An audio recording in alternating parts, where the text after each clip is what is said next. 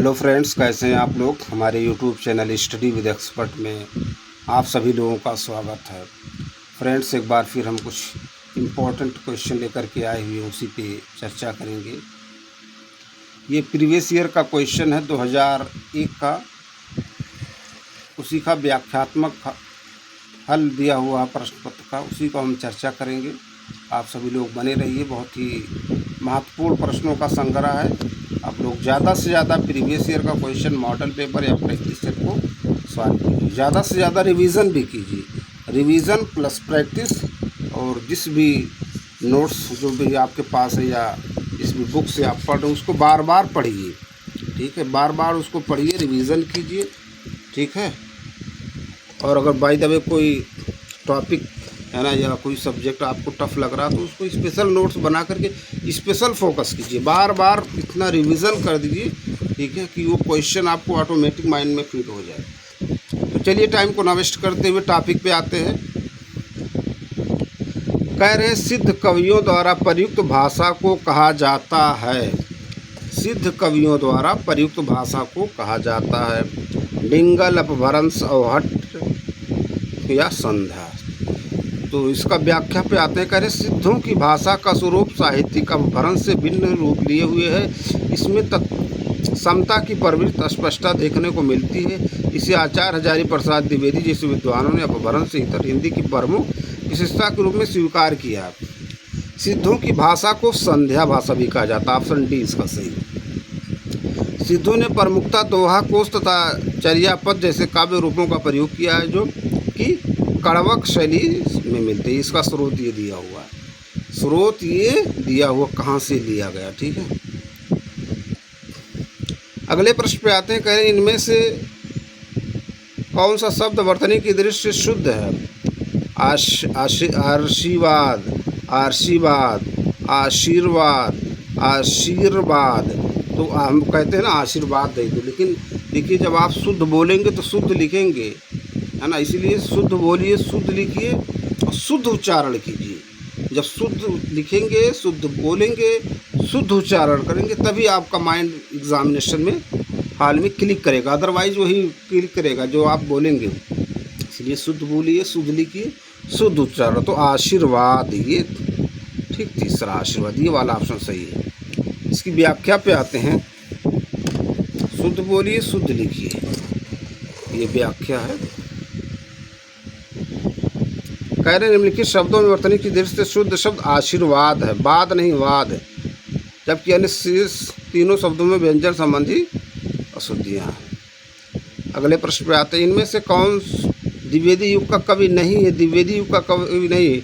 अयोध्या सिंह उपाध्याय, हरिओध, सोहनलाल द्विवेदी, राम नरेश त्रिपाठी, मैथिली शरण गुप्त। तो इसमें सोहनलाल द्विवेदी जो हैं वो द्विवेदी युग के कवि नहीं। व्याख्या पे आते हैं। सोहनलाल द्विवेदी द्विवेदी युग के कवि न होकर राष्ट्रीय काव्यधारा के कवि हैं। सोहनलाल द्विवेदी नवयुग की राष्ट्रीय चेतना के अग्रदूत एवं प्रमुख गांधीवादी कवि हैं। द्विवेदी जी बड़े भावुक और राष्ट्रीय विचारधारा के कवि हैं।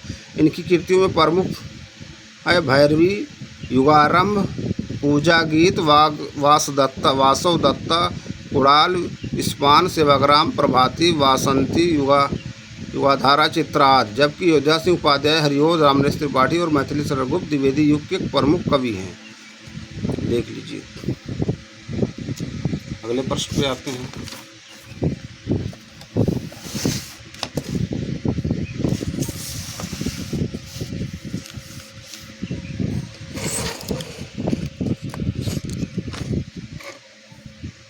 प्रश्न कह रहे हैं त्यागपत्र, है ना। कह रहे हैं त्यागपत्र उपन्यास के लेखक का नाम है। त्यागपत्र उपन्यास के लेखक का नाम है यशपाल, भगवती चरण वर्मा, वीरेंद्रलाल वर्मा, जयेंद्र कुमार। तो ये कौन है? जयेंद्र कुमार। व्याख्या पे आते हैं। कह रहे जयेंद्र कुमार प्रमुख उपन्यास त्यागपत्र 1937 में प्रकाशित हुआ। हिंदी के सर्वश्रेष्ठ लघु उपन्यासों में मृणाल नामक भाग्यहीना युवती के जीवन पर आधारित ये मार्मिक कथा अत्यंत प्रभावशाली बन सकी है। जयनंद की अन्य औपन्यासिक कृतियों में परख 1929, सुनीता 1935, कल्याणी 1939, सुखदा 1953, विवर्त 1953, व्यतीत 1953, जयवर्धन 1956 शामिल हैं। अगले प्रश्न पे आते हैं। कह रहे हैं निम्नलिखित में से कौन फोर्ट विलियम कॉलेज कलकत्ता के में हिंदी के अध्यापक थे? इंसाअल्लाह खां, सदल मिश्र, राजा लक्ष्मण सिंह, सदाशिवलाल चो, सदल मिश्र थे। कौन? सदल मिश्र। व्याख्या पे आते हैं इस प्रश्न। कह रहे हैं सन 1800 ईस्वी में कलकत्ता में फोर्ट विलियम कॉलेज की स्थापना की गई। इस कॉलेज में भारतीय भाषाओं के प्रोफेसर के रूप में डॉक्टर जॉन गिल क्राइस्ट को नियुक्त किया गया। जो इन्होंने हिंदी के शिक्षण के लिए 2 भाषा पंडितों लल्लूलाल एवं सदल मिश्र की नियुक्ति की।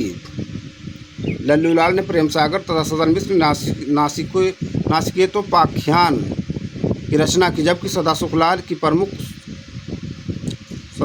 की सुख सागर, इंसाअल्लाह खां की रानी केतकी की कहानी प्रमुख रचनाएं हैं। राजा लक्ष्मण सिंह ने प्रज्ञा हितैषी नामक पत्र निकाला तथा रघुवंश, मेघदूत तथा विज्ञान शाकुंतलम का अनुवाद हिंदी में किया। ठीक, नेक्स्ट प्रश्न पर चलते हैं। अगला प्रश्न है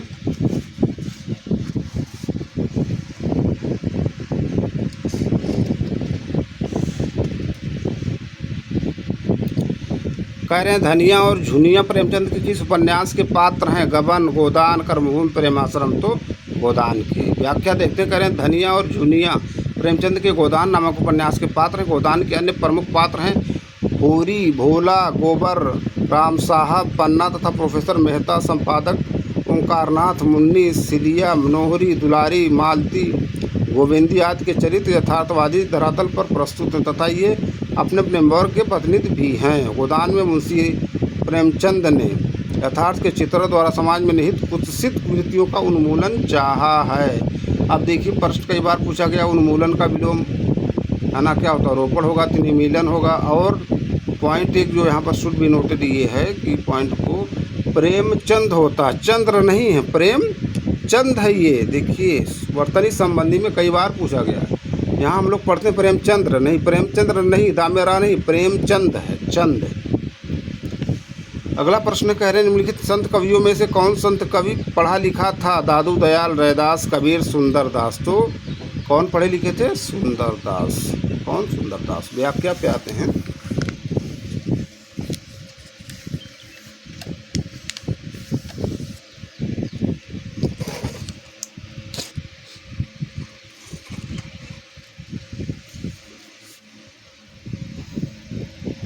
व्याख्या इसका है।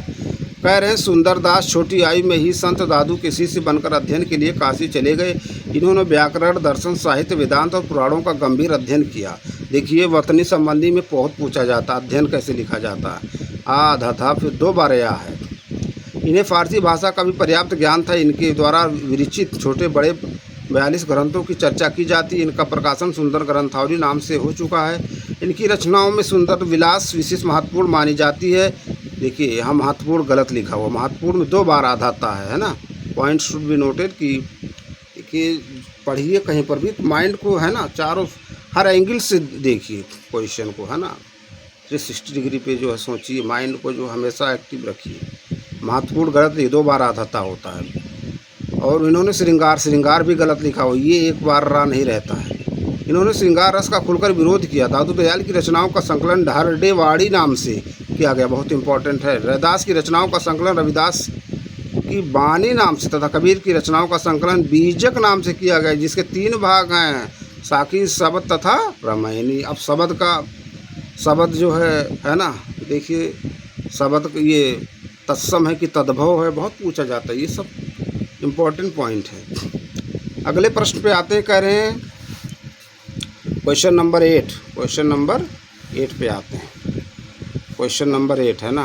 कह रहे हैं भक्तमाल के रचनाकार हैं रैदास, नाभादास, धर्मदास, जीवादास। तो भक्तमाल के रचनाकार हैं नाभादास। व्याख्या पे आते हैं। कह रहे हैं गोस्वामी तुलसीदास के समकालीन राम भक्त कवियों में नाभादास का नाम विशेष रूप से उल्लेखनीय है। उन्होंने हिंदी में भक्तमाल परंपरा का सूत्रपात ही नहीं किया, वरन अद्यावधि उपलब्ध भक्तमालों में सर्वश्रेष्ठ भक्तमाल हिंदी को या उनके भक्तमाल का रचनाकाल 1596 ईस्वी स्थिर किया जाता। नाभादास जी अग्रदास जी के शिष्य थे। नाभादास ने अष्टयाम नामक एक अन्य ग्रंथ की रचना श्रृंगार भक्ति अथवा रसिक भावना को लेकर की है। ठीक, नेक्स्ट क्वेश्चन पे चलते हैं। बाल मुकुंद गुप्त रचित निबंध संग्रह का नाम है बाल भारत मित्र, प्रज्ञा मित्र, शिवसागर की चिट्ठियाँ, शिव शंभु के चिट्ठे। तो बाल मुकुंद गुप्त द्वारा रचित निबंध संग्रह का नाम है शिव शंभु के चिट्ठे। व्याख्या पे आते हैं। बाल मुकुंद गुप्त के निबंधों में व्यंग्यपूर्ण शैली का निखरा रूप मिलता है। इनका निबंध संग्रह शिव शंभु का चिट्ठा अत्यधिक लोकप्रिय है। शिव शंभु है ना। इनके विचार भावना के पीछे सजग राष्ट्रीय व्यक्तित्व काम करता है। भाषा चलती, सजीव तथा विनोदपूर्ण है। इनके निबंधों में भावात्मक तथा कथात्मकता का आधिक्य है। ठीक, नेक्स्ट क्वेश्चन पे चलते हैं। कह रहे हैं पद्मावत के अनुच्छेदों का नाम है सर्ग, कांड, खंड, अंग। तो पद्मावत के अनुच्छेदों का नाम है खंड। व्याख्या पे आते हैं। पद्मावत को लिखा किसने? पद्मावत, अखरावट, आखिरी कलाम, ये सब देखिए किसकी रचना। व्याख्या पे आते हैं। पद्मावत जायसी की रचना। निसंदेह पद्मावत हिंदी का महाकाव्य। इसकी कथा का पूर्वार्ध लोक प्रचलित तथा काल्पनिक है तथा उत्तरार्ध ऐतिहासिक। इसका नायक राजकुल से संबंधित। पद्मावत की पूरी कथा 52 सर्गों, जिन्हें खंड कहा गया है, में विभक्त। कितने? 52। जायसी की कुछ प्रमुख रचनाएं पद्मावत, अखरावट, आखिरी कलाम, चित्ररेखा, कहरनामा, मसलनामा और कन्हावत। बहुत इंपॉर्टेंट है पॉइंट, नोट कीजिए। ठीक, बार बार पूछे जाते हैं प्रश्न। अगले प्रश्न पे चलते हैं।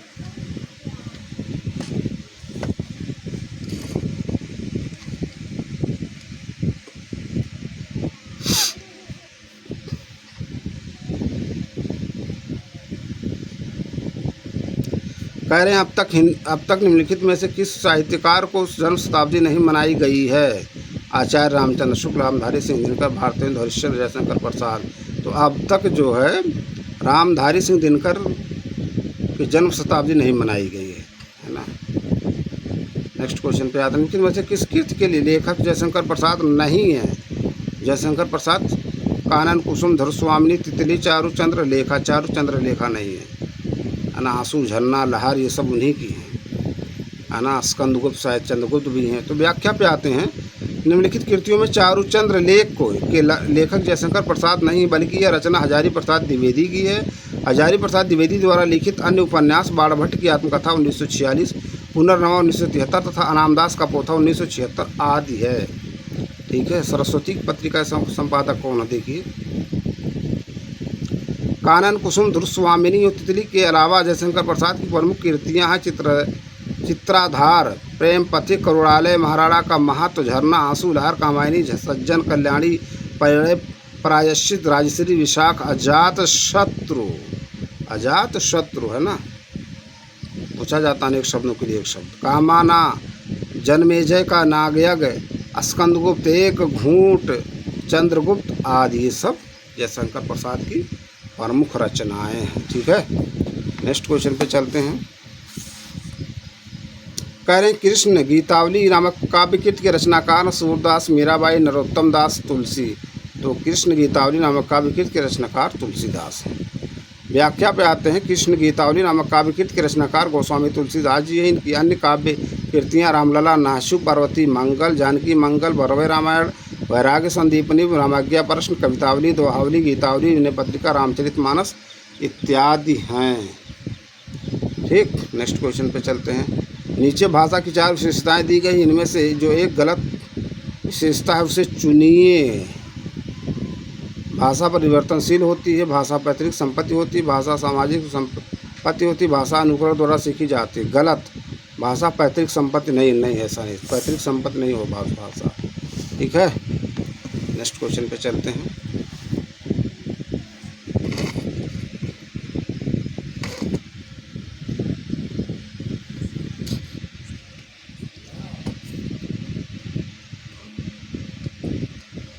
कह रहे हैं जुगुप्सा अस्थाई भाव होता है वीर रस का, रौद्र रस का, अद्भुत रस का, विभत्स।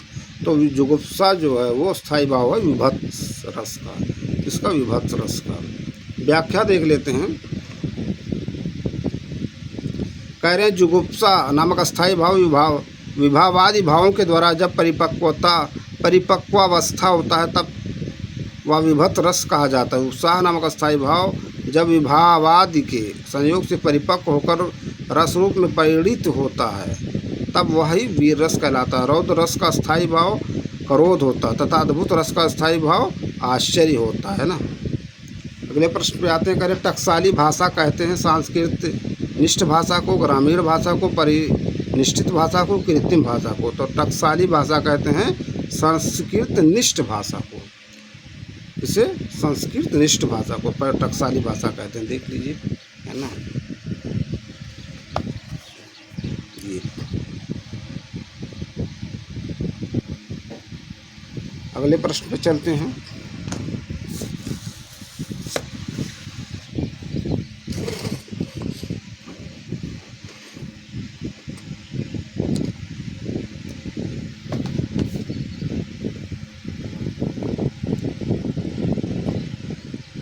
करें उत्तर प्रदेश सरकार द्वारा सन 1947 ईस्वी में गठित देवनागरी लिपि सुधार समिति के अध्यक्ष थे डॉक्टर धीरेन्द्र वर्मा, संपूर्णानंद, आचार्य नरेंद्र देव, इनमें से कोई नहीं।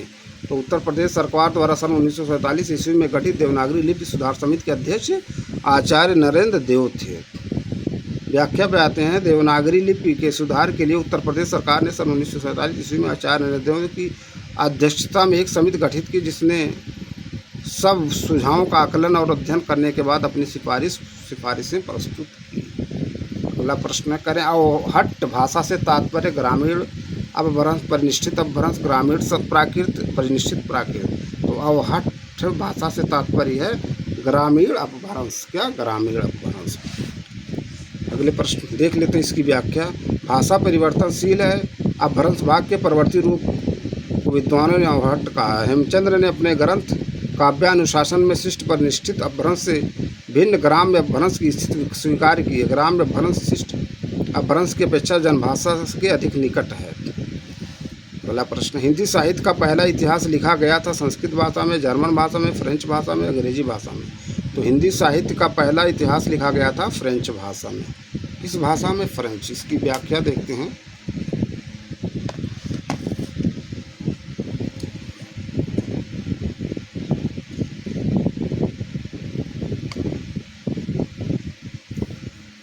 कह रहे हैं अब तक की जानकारी के अनुसार हिंदी साहित्य के इतिहास का सर्वप्रथम लेखक एक विदेशी फ्रेंच विद्वान गार्सा द ट्रांसिक हारते हैं। उन्होंने फ्रेंच भाषा में इस्तवार द ला लिटरात्यूर एंदोई ये हिंदुस्तानी नामक ग्रंथ में अंग्रेजी वर्ड क्रमानुसार हिंदी और उर्दू भाषा के अनेक कवियों और कवियत्रियों के परिचय दिया है। कवि देखिए पूछा जाता है, कवित्री है ना, देखिए ऐसे लिखा जाता है कवित्री, कवित्रियों, है ना। जब कवित्री लिखेंगे कव, तो ये ता जो है ता मेरा बड़ी की मात्रा हो जाएगा। कवित्री बहुत पूछा जाता, बहुत फेवरेट क्वेश्चन है। ठीक है, कवित्री जब लिखेंगे तो ये जो ता मेरा पे छोटी की मात्रा ये बड़ी का हो जाएगा, कवित्री। नेक्स्ट। हिंदी का पहला उदंत मार्तंड के प्रकाशन की भूमि थी। देख लीजिए क्वेश्चन। कह रहे हैं हिंदी का पहला पत्र उदंत मार्तंड की प्रकाशन भूमि थी दिल्ली, इलाहाबाद, कलकत्ता, बनारस। तो कलकत्ता थी। कौन इसके है ना थे जो है। पत्र पत्रिकाओं का संबंध सीधे जन जागरण से है। जन जागरण को अपनी आवाज़ बुलंद करने के लिए पत्र पत्रिकाओं का सहारा लेना पड़ता है। जब उन दिनों जन जागरण का केंद्र कलकत्ता नगर था। हिंदी पत्रकारिता का आरंभ वहीं से हुआ। हिंदी का पहला समाचार पत्र उदंत मार्तंड 1826 ईस्वी में कलकत्ता से ही प्रकाशित हुआ था। यह साप्ताहिक पत्र था। अब देखिए है ना कौन थे इसके संपादक, पत्र जो था किसने निकाला था इसको, देखिए बहुत इम्पोर्टेंट है ना। जुगल किशोर पंडित हैं कि कौन है, शुक्ल हैं, कौन है, देखिए इसको, है ना। अगला प्रश्न। आधुनिक हिंदी साहित्य के इतिहास में राजा द्वय के नाम से विख्यात दो रचनाकार हैं, राजा लक्ष्मण सिंह और राजा राधिकारमण प्रसाद सिंह। राजा शिव प्रसाद सितारे हिंद और राजा राधिकारमण प्रसाद सिंह। राजा लक्ष्मण सिंह और राजा शिव प्रसाद सितारे हिंद, इनमें से कोई नहीं, है ना। तो कौन है इसके? आइए व्याख्या देखते हैं।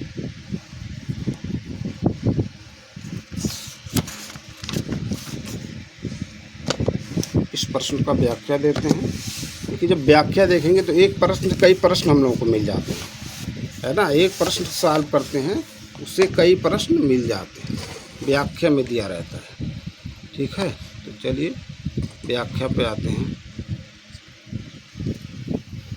कह रहे हैं आधुनिक हिंदी साहित्य के इतिहास में राजा द्वय के नाम से राजा लक्ष्मण सिंह और राजा शिव प्रसाद सितारे हिंद विख्यात दो रचनाकार हिंदी उर्दू संघर्ष के दोनों में राजा शिव प्रसाद सितारे हिंद और राजा लक्ष्मण प्रसाद सिंह हिंदी के पक्षपाती और संरक्षक बनकर सामने आए। राजा शिव प्रसाद के अपनी लिखी हुई रचनाएं हैं आलसियों का कीड़ा, राजा भोज का सपना, भूगोल, हस्तामलक, इतिहास, तिमिर नाशक, गुटका, हिंदुस्तान के पुराने राजाओं का हाल, मानव धर्म का सार, सिख का उदय और योग, वशिष्ठ के चुने हुए श्लोक, उपनिषद सार आदि। राजा लक्ष्मण सिंह ने आगरा से प्रजा हितैषी नामक एक पत्र निकाला तथा कालिदास के रघुवंश, मेघदूत तथा विज्ञान शाकुंतलम का हिंदी में अनुवाद किया।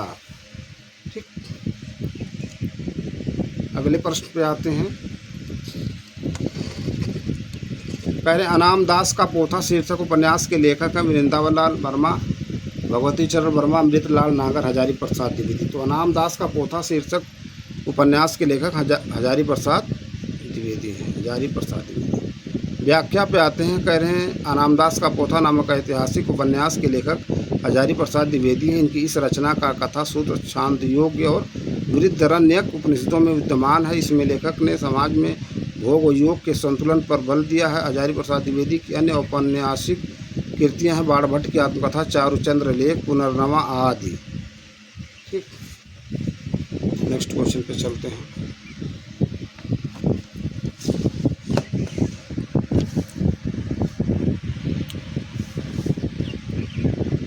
बहुत इंपॉर्टेंट क्वेश्चन। आचार्य महावीर प्रसाद द्विवेदी द्वारा सरस्वती पत्रिका का संपादन भारग्रहण किया गया था 1900 ईस्वी में, 1903 ईस्वी में, 1907 ईस्वी में, 1909 ईस्वी में। तो आचार्य महावीर प्रसाद द्विवेदी द्वारा सरस्वती पत्रिका का संपादन भारग्रहण 1903 ईस्वी में किया गया था, 1903। इसकी व्याख्या देखते हैं। कह रहे हैं आचार्य महावीर प्रसाद द्विवेदी ने सन 1903 में सरस्वती पत्रिका के संपादक बने और सन 1920 ईस्वी तक उसका संपादन करते रहे। ये कवि, आलोचक, निबंधकार, अनुवादक एवं सफल संपादक थे। इनके द्वारा अनुदित तथा मौलिक गद्य पद्य ग्रंथों की संख्या 80 के लगभग है। इनकी मौलिक काव्य रचनाओं में काव्य मंजूषा, सुमन तथा काव्य कान्य कुब्ज और अबला विलाप आदि है। अनुदित काव्य कृतियों में गंगा लहरी, ऋतु तरंगिणी और कुमार संभव सार आदि का विशेष महत्व प्राप्त है। अगले प्रश्न पर चलते हैं। कह रहे नीला चाँद उपन्यास के लेखक है रांगीय राघव, सुरेंद्र वर्मा, शैलेश मटियानी। इनमें से कोई नहीं। तो नीला चाँद उपन्यास के लेखक हैं कौन? इनमें से कोई नहीं। व्याख्या पे आते हैं। नीला चाँद उपन्यास के लेखक शिव प्रसाद सिंह हैं। शिव प्रसाद सिंह जो विकल्प में नहीं दिया गया। अलग अलग वैतरिणी यूँ गली आगे मूर्ति है नामक कृतियों भी शिव प्रसाद सिंह की हैं। बहुत इंपॉर्टेंट क्वेश्चन। अगला प्रश्न, नागार्जुन किस काव्यधारा के कवि हैं? प्रगतिवाद, प्रयोगवाद, अकविता, समकालीन कविता। तो नागार्जुन प्रगतिवाद काव्यधारा के कवि हैं। प्रगतिवाद काव्यधारा के कवि हैं। इसकी व्याख्या देख लेते हैं।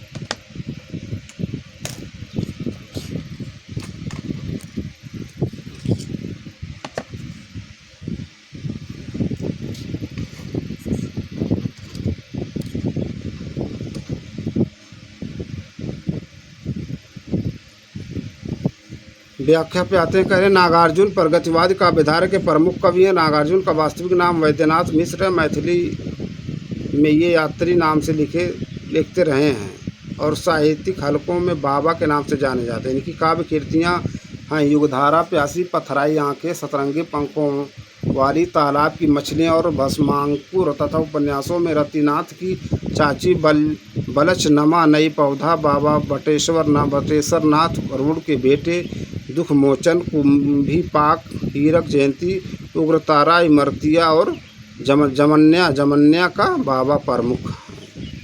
ठीक, अगला क्वेश्चन कह रहे हैं सिंह द्वार शब्द में समास है, तत्पुरुष, अव्ययी भाव, कर्मधार है। इनमें से कोई नहीं। तो सिंह द्वार में तत्पुरुष समास है। सिंह द्वार में कौन सा समास है? तत्पुरुष समास है। सिंह द्वार में तत्पुरुष समास है।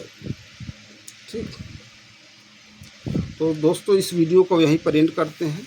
हम अपने अगले वीडियो में कुछ नए प्रश्न, नए टॉपिक के साथ फिर आप लोगों से मिलेंगे। आप लोग ज़्यादा से ज़्यादा हमारे YouTube channel study with expert को लाइक कीजिए, शेयर कीजिए, सब्सक्राइब कीजिए। ज़्यादा से ज़्यादा आप लोग प्रैक्टिस कीजिए मॉडल पेपर, प्रीवियस ईयर का क्वेश्चन और रिवीजन कीजिए। जो भी आपके पास नोट्स है उसको बार बार पढ़िए, अपना नोट्स बनाइए। फिर मिलते हैं किसी और वीडियो में किसी और टॉपिक के साथ।